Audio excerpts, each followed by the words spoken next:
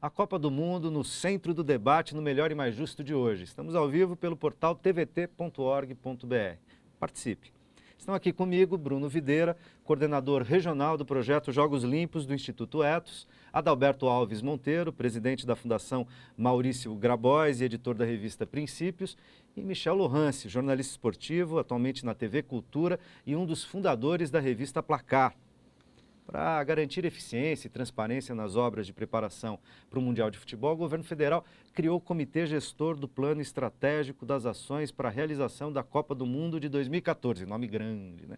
Outras iniciativas também surgiram com o mesmo propósito. O Instituto Etos, por exemplo, que está conosco aqui à mesa, criou o programa Jogos Limpos dentro e fora dos estádios, chamando empresas e governos para assumir compromissos públicos com medidas preventivas para combater fraudes e corrupção nos projetos relacionados à Copa e às Olimpíadas e Paralimpíadas de 2016.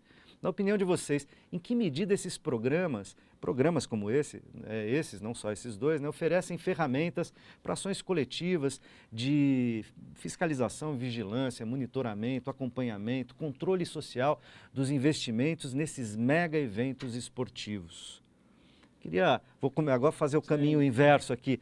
Adalberto, a gente sabe, envolve muito dinheiro, quer dizer, trabalhamos com a estimativa ainda não fechada, como disse o Bruno no primeiro bloco, de algo em torno de 30 bilhões, sendo que com estádios algo perto de 8 bilhões. Sim. E 22 milhões com infraestrutura urbana, mobilidade urbana e outros investimentos. Nos estádios, 8 bilhões, uma parcela disso, perto da metade disso, de verba pública na forma de financiamento do BNDES, com renúncia fiscal, de certa maneira, porque com subsídio fiscal, né, não renúncia. Medidas como essa ajudam a gente a acompanhar e até a aprender a fazer o monitoramento mais adequado, desenvolver metodologias para evitar aquilo que no Brasil, como em outros países, mas no Brasil tem sido uma questão que alarma a opinião pública, que são as fraudes, a corrupção, o mau uso do dinheiro público? No Brasil, lastimavelmente, a corrupção tem sido uma chaga, me permitam dizer, uma praga que ofende muito o povo, um povo carente. Os recursos públicos que deveriam ser sagrados, o bom uso deles, um dos fatores que causa muita revolta no povo é isso. Então eu quero aqui saudar o trabalho aqui do Bruno, da sua instituição, do Instituto Etos. Acho também que o governo federal procurou buscar Tem um portal de transparência do governo federal. Ao que eu saiba, o Tribunal de Contas da União também está acompanhando isso. Mas nessa matéria eu sou da opinião que quanto mais fiscalização, melhor. E quer seja dos órgãos do governo, quer das seja da instituições sociedade da República, civil, quer seja da própria sociedade, como o Instituto Etos, né? Bom, sublinhado que eu valorizo muito isso, eu quero dialogar um pouco com esses números, porque muito se fala também do custo Copa, né? Aqui, democraticamente, a gente pode ter opiniões diferentes. Claro, é assim que é bom. É assim que é o diálogo, né? Mas você já começou a dizer, né? Bom, os dados do governo falam em 26 bilhões, você fala nessa cifra de 30 bilhões, né? Mas eu quero seguir o seguinte, digamos, disto 8 bilhões é para os estádios e para as arenas. O restante do recurso, quer seja 18 bi, quer seja 20 bi, até onde eu tenho acesso aos dados, são exatamente para obras de mobilidade urbana, para ampliação de aeroportos, para telecomunicações, para qualificação de profissionais. Então, muitas vezes, eu acho que na leitura desses números, aparece uma parte da verdade. E eu quero dar, digamos, visibilidade a um fator que eu acho importante. Há uma outra parte. Há uma outra parte, que as cidades precisavam de investimento em transporte coletivo.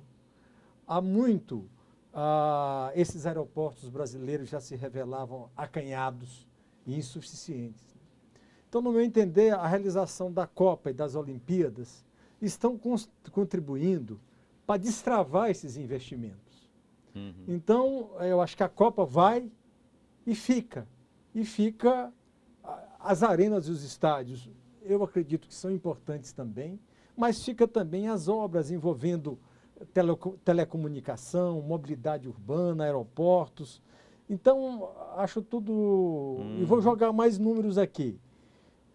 Com a Copa e as Olimpíadas, 700 mil empregos, já que nós estamos aqui na TVT. Empregos na temporários. televisão dos trabalhadores. Na televisão dos trabalhadores.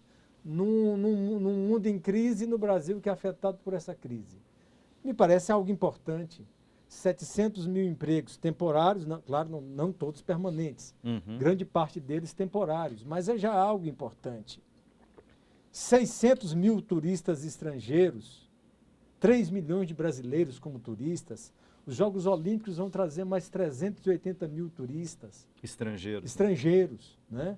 Só no Rio de Janeiro serão 75 novos hotéis.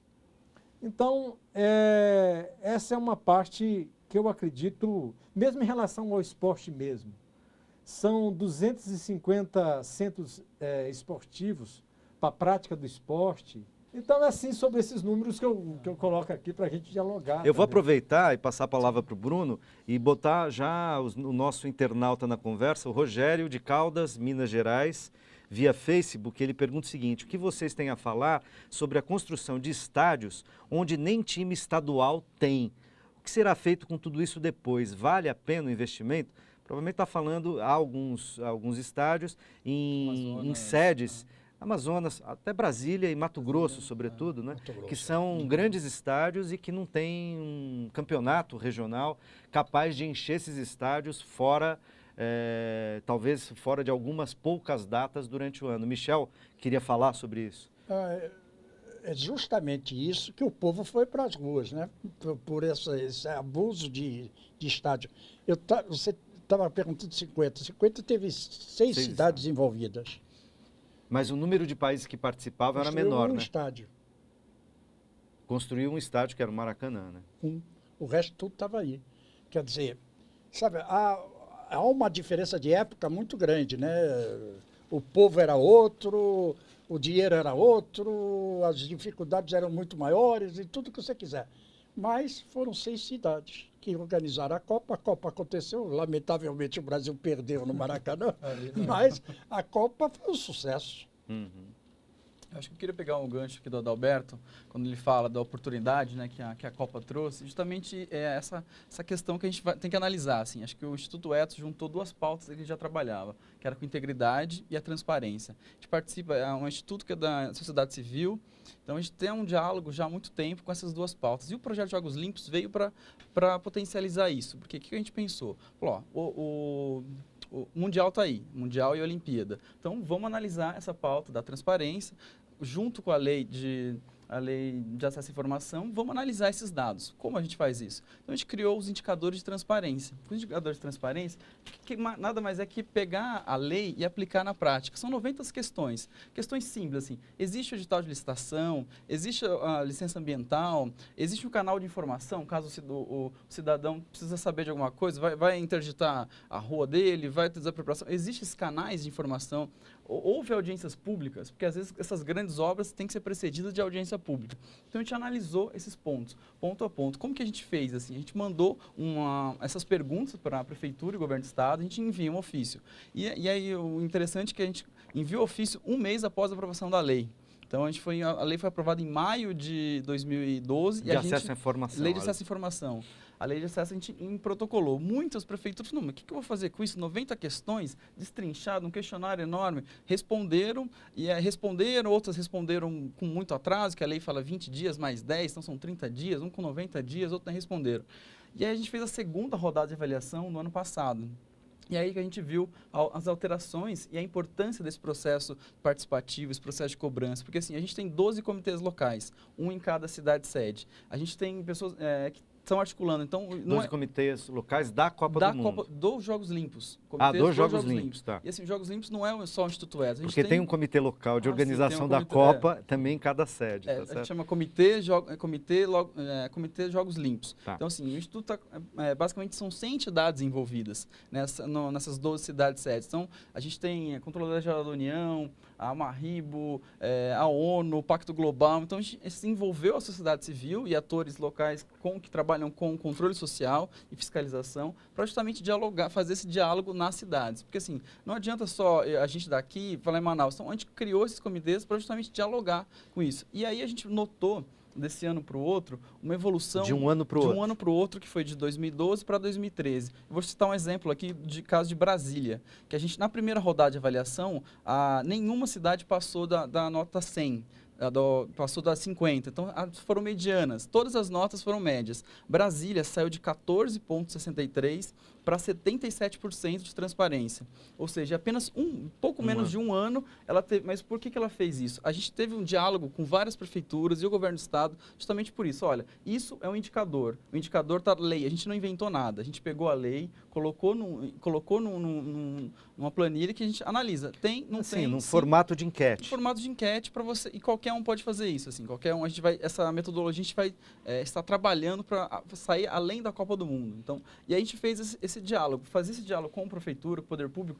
Como assim? Estou sendo avaliado? Quem são vocês? A gente falou, não, são 100 instituições, não 100 entidades. A gente tem um projeto aqui de 3, 4 anos, vai até a Olimpíada, e a gente analisou ponto a ponto. Por isso que a gente fala a importância do controle social, que a gente fez audiências públicas e seminários em todas as cidades. Então, a gente vamos dialogar com a cidade. Aí chamava o poder público, chamava a prefeitura, o governo do estado, os órgãos de controle, para justamente colocar esse número na mesa. Analisamos aqui, 15% de transparência. Então, 75%, 85% de não transparência. E aí houve uma evolução, porque houve a cobrança. Houve uma cobrança organizada. A sociedade civil organizada cobrou, pautou o poder público e falou, vamos melhorar essa transparência. Por quê? Vocês têm alguma comparação desses números que vocês estão encontrando?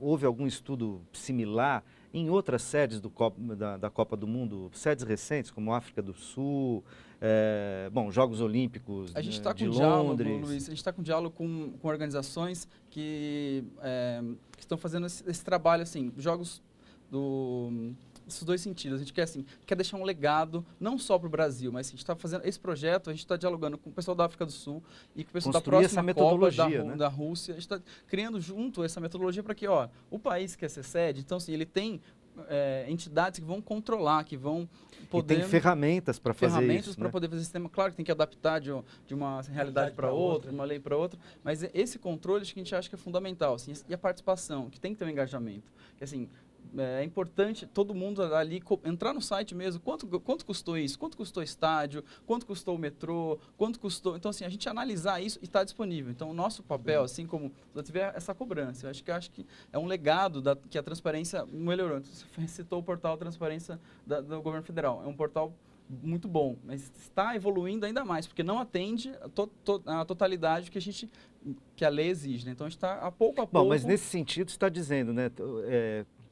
Promover, recepcionar eventos desse porte, por mais que a gente tenha problemas, mazelas, questões culturais, etc., está nos ajudando a dar passos importantes, inclusive em termos de organização da nossa fiscalização, da construção de uma inteligência coletiva, tanto governamental quanto da sociedade civil, para acompanhar a construção de metodologias com parceiros internacionais, para disponibilizar isso publicamente, para a gente poder fazer...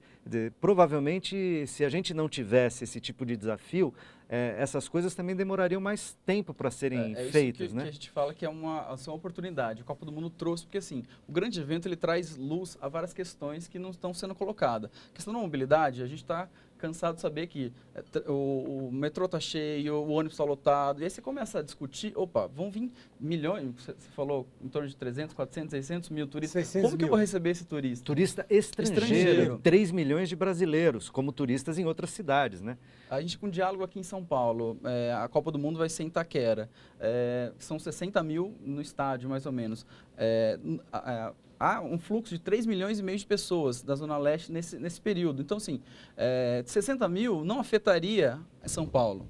Não afetaria a cidade de São Paulo, mas em outros lugares afetaria. Então, a gente está trazendo luz a essa questão. Então, está discutindo problemas que até então estavam sendo discutidas com o social, a gente estava discutindo a transparência, só que de uma forma um pouco mais... cada instituição na sua área, a gente consegue congregar isso. E esse que é um desafio também, congregar as 3 esferas de poder. O governo federal, o governo do estado e prefeitura, que se a gente consegue concatenar essas ações, que a gente consegue dialogar, porque se você faz uma coisa, a prefeitura faz isso, o governo do estado faz aquilo, o governo federal faz isso, você não consegue juntar. Não, cada um fazendo o seu pedaço, não há sinergia, a gente não faz nada, ainda mais de um evento desse tamanho. Mas eu preciso fazer mais um rápido intervalo e a gente já volta.